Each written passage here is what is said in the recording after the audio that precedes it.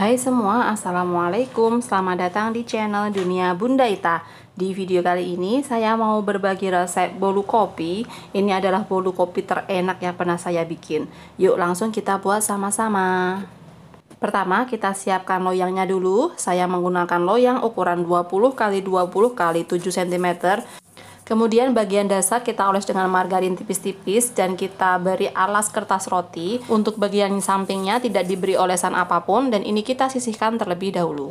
Selanjutnya kita lelehkan 125 gram butter, bisa diganti dengan margarin atau bisa di mix margarin butter. Kita lelehkan dengan cara ditim seperti ini. Kita masak air di dalam panci, kemudian kita letakkan panci lain yang berisi butter di atas air. Kita aduk-aduk hingga sebagian besar butternya meleleh. Setelah sebagian besar butternya meleleh, bisa kita angkat dan lanjut kita aduk-aduk di luar air hingga semua butternya leleh. Kemudian ini kita sisihkan terlebih dahulu.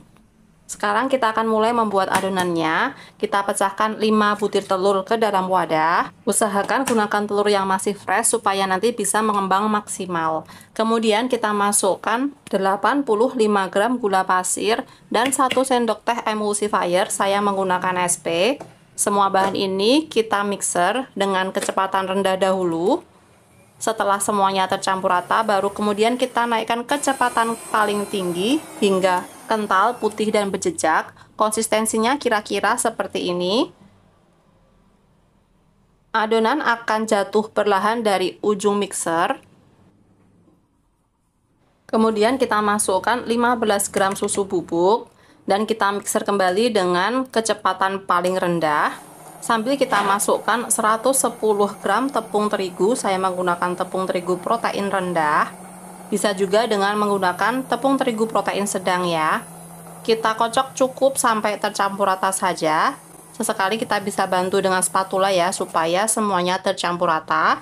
Untuk memastikan semua tepungnya sudah tercampur rata, kita bisa aduk dengan spatula. Kemudian kita masukkan butter atau margarin yang sudah kita lelehkan tadi.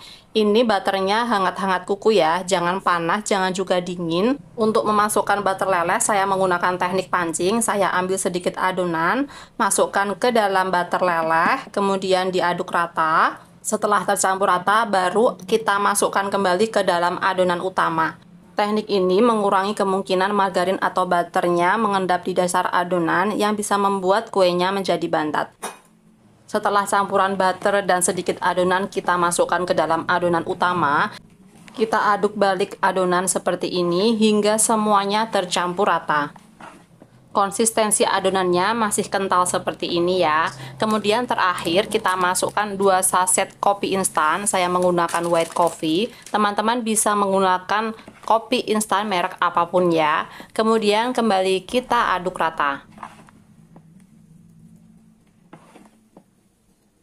Setelah tercampur rata, kita tuang ke dalam loyang yang tadi sudah kita siapkan.